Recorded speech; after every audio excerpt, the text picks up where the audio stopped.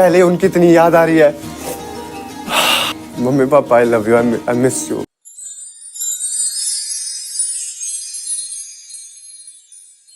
देखो यार, सबके अपने परिवार के साथ बहुत सारी मेमोरीज रहती है। लाइफ में कौन सी भी प्रॉब्लम आने पर कोई साथ दे या ना दे, फैमिली हमेशा साथ देती है। यहाँ तक कि विन डीजल भी बोलता है, I don't have friends. I got family.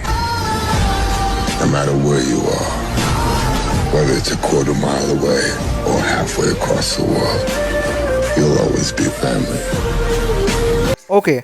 तो जैसे कि लास्ट एपिसोड में हमने देखा कि एल्विश यादव वुमेन को लेकर कुछ गलत बोल देता है और उसके लिए वो सॉरी भी फील करता है। फिर शो मेकर्स उसका वीडियो जो भी उसने बोला है सबके सामने प्ले करते हैं और एल्विश यादव उसके बाद भी बुरा मान के सॉरी बोल देता है सबको। बट वो हीटेड मोमेंट पे ही एल्विश यादव के मॉम को वीडियो कॉल लगा दिया जाता है और एल्विश उसके मॉम को देख के रोने लग जाता है और ये बहुत ही बुरा टाइम था वीडियो कॉल लगाने का।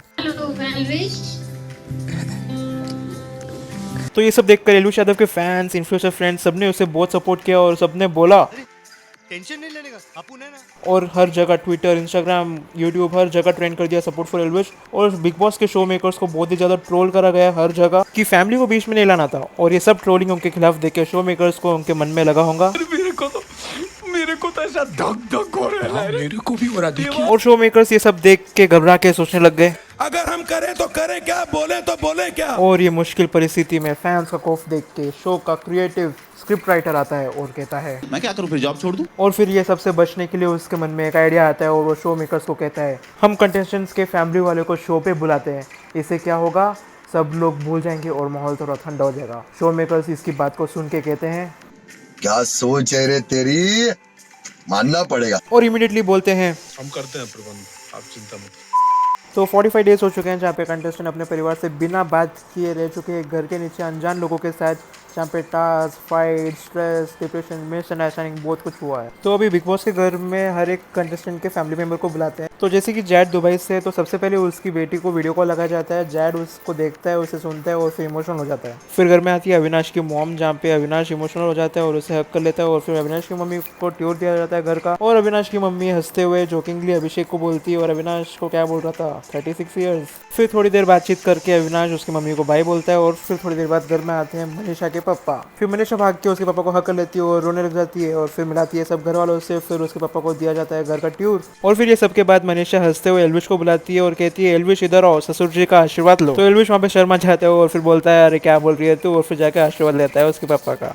ये सब होने के बाद मनीषा जैड को हंसते हुए बोलती है कि उसके पापा को ससुर जी बोले, और जैड उसके पापा को ससुर जी बोल भी देता है। वो बेचारों को ये भी नहीं मालूम कि ससुर जी का मतलब क्या होता है, और वो बोल देता है।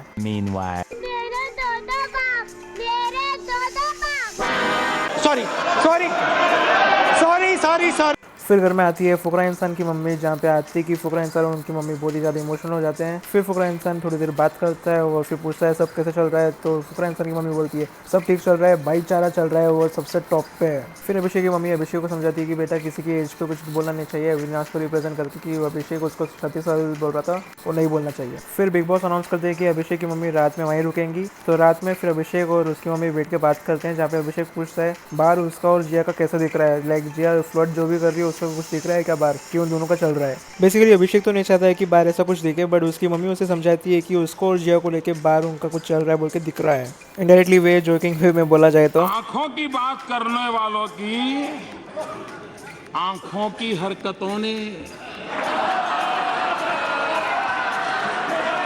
आज टीवी पे पूरा देश देख रहा है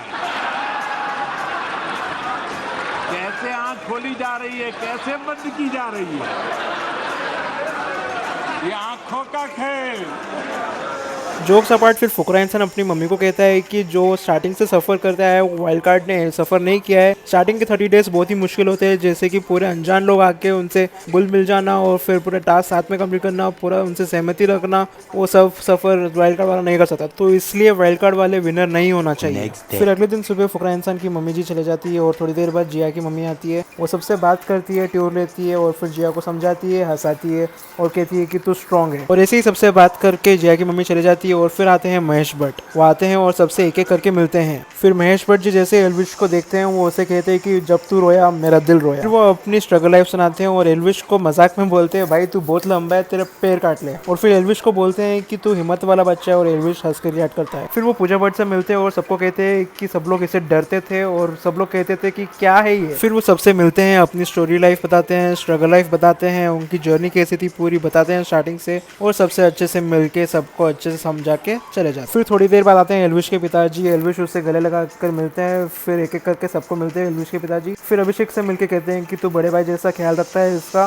फिर एल्विश पूछता है कि बाहर कैसा माहौल है, तो सब बोलते हैं कि एकदम सही चल रहा है। फिर मनीषा आती है एल्विश के पापा के पास और उन्हें कहती है कि उससे एल्विश पसंद है और फिर वो गेम के बाद आएंगी उनके घर पे शादी की बात करने के लिए। फिर ऐसे ही थोड़ी और बातें सबके साथ करके एल्विश उसके पापा का मसाज करता है और वो चले जाते हैं वहाँ से। फिर थोड़ी देर बाद आते हैं बेबिका के पिताजी जो कि एक एस्ट्रोलॉजर। वो एक एक करके सबसे मिलते हैं और उनका हॉरोस्कोप पढ़ के उनके बताते हैं कि उनका कैसा रहेगा जीवन आगे चल के। फिर वो भी थोड़ी देर रुक के सबसे मिल के चले जाते हैं वहाँ से। तो सभी कंटेस्टेंट्स के पेरेंट्स आके गए हैं और जाने से पहले उन्होंने एक स्टार किसी ना किसी को दिया है। तो सबसे ज़्यादा स्टार्स मिले हैं पूजा भट्ट को और अभिषेक को। तो अभिषेक और पूजा भट्ट डायरेक्टली चले जाते हैं फिनाले में। तो यही थी कल की 1 अगस्त और आज की 2 अगस्त की कहानी। देखो यार, कल का और आज का एपिसोड परिवार का प्यार देखने के बाद सब लोग ने अपने अपने पेरेंट्स और दूसरे के पेरेंट्स का कैसे बिहेव किया, कैसे उनकी रिस्पेक्ट की, कैसे उनकी खातिरदारी करी, ये सब देखने के बाद ये तो नहीं लगता कि कोई इंसान बुरा होता है। बुरा बनाती है तो सिचुएशंस। तो मैं इसी के साथ कंक्लूड करना चाहूँगा और आज का ये वीडियो देखने के लिए thank you very much. Channel को सब्सक्राइब कर देना और मिलते हैं जल्दी नेक्स्ट वीडियो में। तब तक ले गुड बाय।